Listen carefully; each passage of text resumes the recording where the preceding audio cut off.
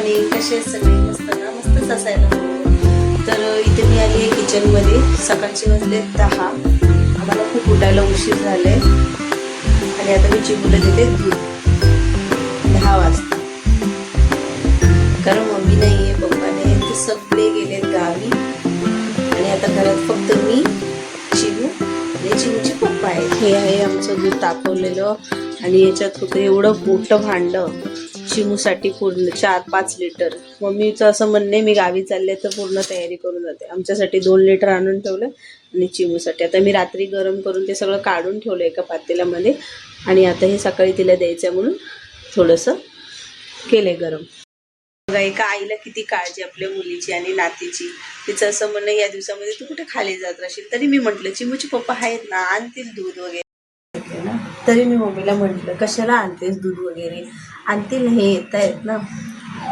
तर चिमूचे पप्पा स्पेशली घरी कोणी नसल्यामुळे आणि या सिच्युएशनमध्ये मी एकटी नको राहायला, त्यासाठी ते पण तिकडनं आलेले आहेत मला आणि चिमूला जॉईन करायला. तर असं फॅमिली टाईम मी टाईम आम्ही भरपूर दिवसानंतर एन्जॉय करतो.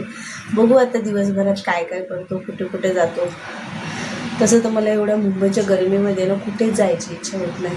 इतकी गरमी आहे ना की विचारू नका. पण मम्मी नसली आहे ना त्यामुळं करमत पण नाही घरामध्ये, असं बोर होतं आहे. तसं तर तिची आहे ना जाण्याची इच्छासुद्धा नव्हती. ती म्हणत होती मी राहते, नाही जात. पण म्हटलं नको, घरातलं एक सोडून 2 लग्न आहे.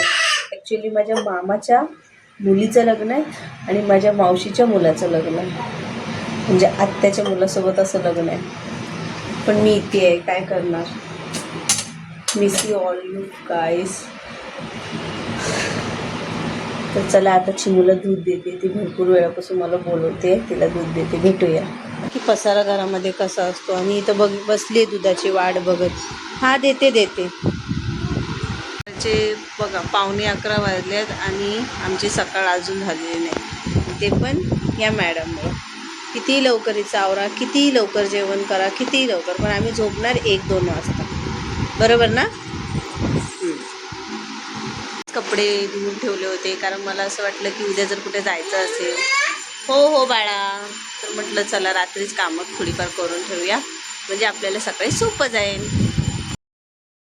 आता गेले मस्तपैकी बाहेरनंच नाश्ता आणायला. त्यांचं असं म्हणणं जाऊ दे काहीतरी मस्त बाहेरनंच आणूया. आणि मग म्हटलं ठीक आहे, तुम्ही तोपर्यंत नाश्ता आणा, तोपर्यंत फ्रेश वगैरे होते, आंघोळ वगैरे करून येते. चिमूचं आवडते. हॅलो, हाय. बोल, पप्पाने आमच्यासाठी काय आणलं. नाश्ता घेऊन आले ना पप्पा. नाश्ता आणला. खाणार ना चिमू. हा चल, चिमू पण खाणार, मम्मा पण खाणार. चिमू मॅडम पण मस्त झोपले आहेत आमच्या नाश्ता वगैरे करून. ते पप्पा झोपलेत. जी आंघोळ पण झालेली आहे आता जस्ट. नाश्ता पण झालेला आहे. खूप हॅवी नाश्ता होता तर म्हटलं आता काही कोणाला भूक नाही आहे, थोडासा आराम करूया. भूक लागल्यावर पाहता येईल काय बनवायचं. कामं पण सगळी घरातली झालेली आहे. तर असं होतं की सगळे बाहेर जाऊया संध्याकाळ झाल्यावर. पण तुम्ही स्वतः पाहू शकता मागे म्हणजे किती ऊन येते खिडकीमधून. आणि आता वाजले 6:30 पावणे 7 वाजले संध्याकाळचे आणि इतकं ऊन आहे. आणि माझे पाय पण खूप दुखत होते. म्हटलं नको, मी नाही येत. मस्त चिमूला म्हटलं राऊंड मारून आणा एक छान.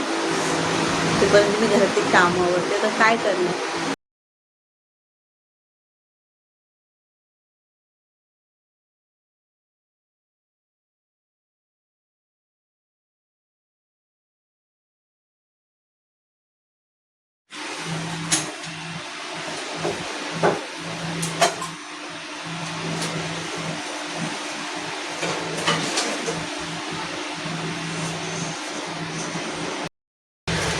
तर मी एक गोष्ट नोटीस केली.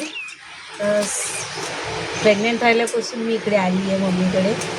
तर मला असं वाटायचं की काय नाही, मम्मी इकडे तिकडे गेली तर काय फरक नाही पडणार. आणि आता एवढ्या दिवसापासून मी सोबत राहते तर मला काही वाटणार नाही. पण मी खूप चुकीचा विचार करते.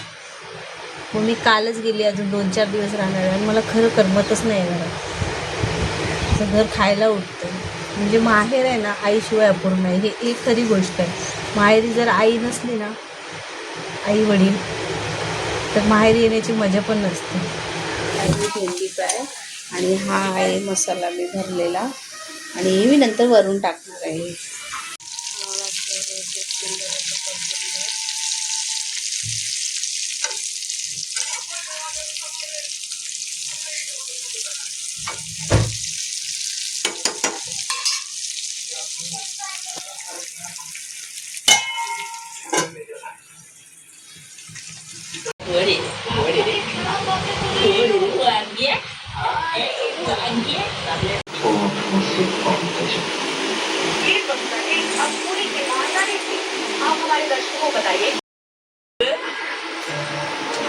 जी मैंने आपको पहले भी बताया है क्योंकि मेरे को